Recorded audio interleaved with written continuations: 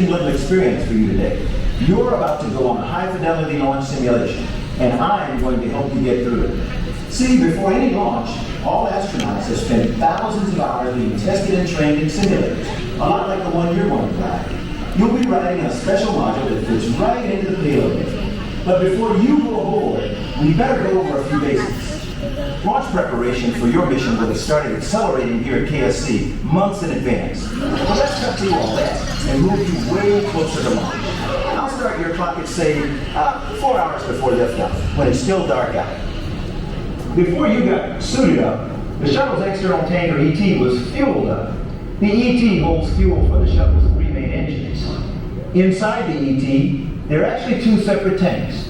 One has liquid hydrogen at 423 degrees below zero, the other liquid oxygen at 298 degrees below zero. They start really cold, but when those 2 liquids meet in the shuttle engines, you'll find out. About 2 hours before you launch, you boarded the orbiter through what we call the light room. As you climb through the hatch, the orbiter already seen levels on the breathing together. Then they pulled back the access arm and left. Everybody else is smart enough to get out of the air fast. You and your crewmates are strapped to the reason why. Within 400 feet of the pad, flames and heat from the engines will kill you. Within 800 feet, the sound will kill you. Within 4,000 feet, the snakes and alligators might kill you, because all that low-frequency vibration really stirs them up. And I'm getting ahead of myself. Let's back up to T-minus 10 seconds. Those sparks are hydrogen preburn or sparklers. They help prevent a fire or explosion by burning off any excess fuel around your vehicle. At T-minus 6.6 seconds, you'll hear a loud roar, and you'll feel a big rumble. After the main engines start, you'll feel the shuttle sway forward. But don't worry, it's engineered to come back to vertical before you go. That's what we call the twang. You're getting a lot of power from those main engines, but you're going to need even more to get to orbit. That's where the solid rocket boosters, or SRBs, come in. These guys were the most powerful solid fuel rocket engines ever flown. The SRBs ignite when the countdown gets to 0, and believe me, you'll know it. Once you fire the SRBs, you can't turn them off. So you're going somewhere. You better get focused up. Now, here's how all that's going to happen to you in real time. 10 seconds from the main engine start. 7, 6, 5,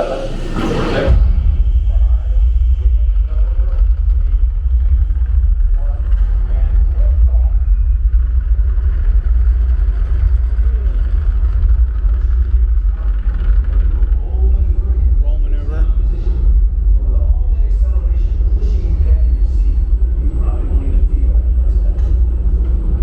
About a minute into the launch, the aerodynamic forces reach a critical level we call max Q. Here, the forward thrust of the rocket is fighting the resistance of the air. Yep. And the shuttle is like an aluminum can being squeezed Pressure. harder and harder. Gravity. To make sure this doesn't happen, we throttle down the engines to maintain pressures we engineered the shuttle to withstand. Once you pass through max Q, we throttle the engines back up. It was at this moment that we lost the Challenger in 1986. So this is always a thoughtful moment in any mission. About 2 minutes into your flight, all the fuel is spent in your SRB. Jettison them and they'll parachute down into the ocean. These guys were designed to get clean, refurbished, and then used again on another mission. The ride will get a little less bumpy once your SRBs drop off, but you're still going to keep accelerating. So that's the rule. A few moments later, your ET will have spent all its fuel, and you'll be go for main engine cutoff, or MECO. Then you'll jettison the tank. We call that ET7. The tank will break up in the atmosphere on the way back down. It's the only part of the shuttle system that wasn't designed for reuse.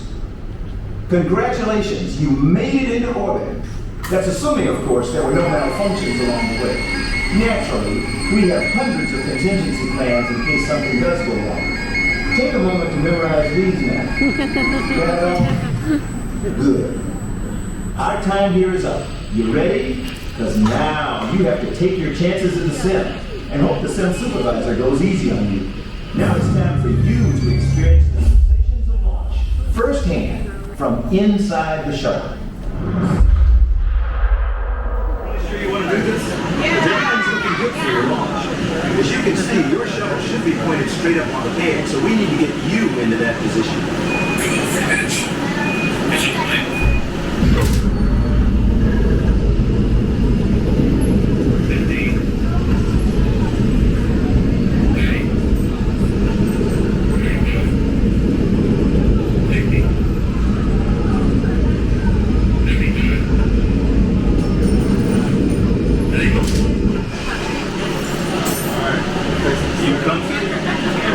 The astronauts would have to wait like that for a couple of hours, so just sit tight.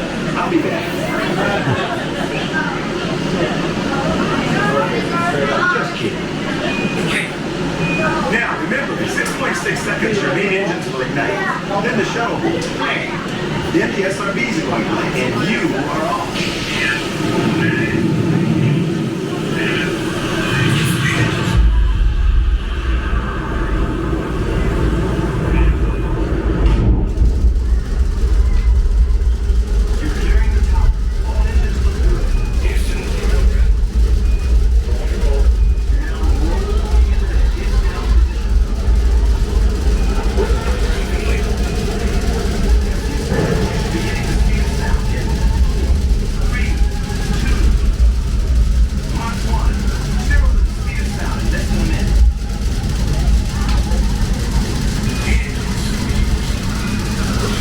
Max Q. Your main engines are throttling back to the maximum gravitational force. Max Q. Remember that tin can?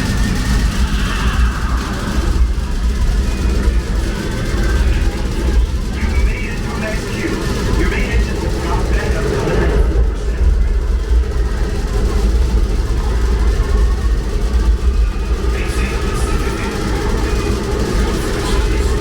Fuel is spent in the solid rocket boosters, and you're going just down in 3. This is sped up. Normally it's 2 minutes of flight. They jettison them.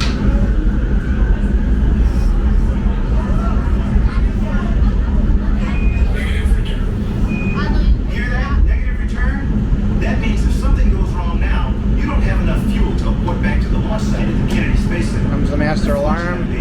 Everything's now. At least for now.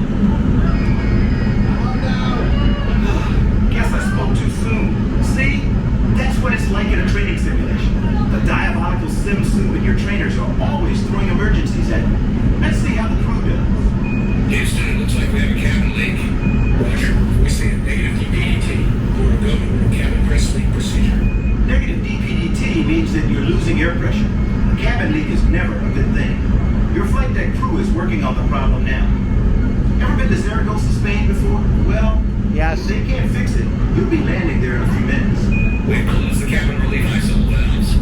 Roger, looks like that solved the problem. Press the Miko. The crew isolated the leak. Nice job. Looks like you're still on track. You're now pulling 3 Gs. You don't want to go over 3 Gs, so you're going to throttle back a little and get ready for main engine cutoff. 3 back to 72%. You're now going 23 times the speed of sound. This is way sped up. 17,000 miles per hour. When you hit 17,500, get ready for main engine cutoff in 5, 4, 3, 2, 1. Miko.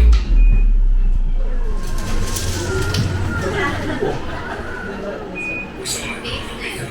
Jettisoning the solid. She's gone. We confirmed EG7. Wave goodbye to the external tank. And Adios. say hello to outer space. This needs a big screen. Oh, this thing is old.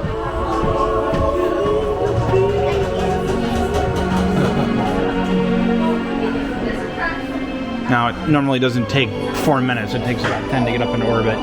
It's way sped up. Still cool, though.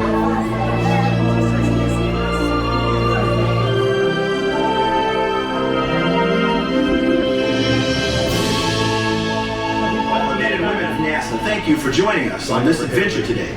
Now, whenever you see a space launch, hopefully you'll remember your experience here today. And at least in spirit, you'll be on board. And who knows? Maybe one day you will fly with us. Hell yeah.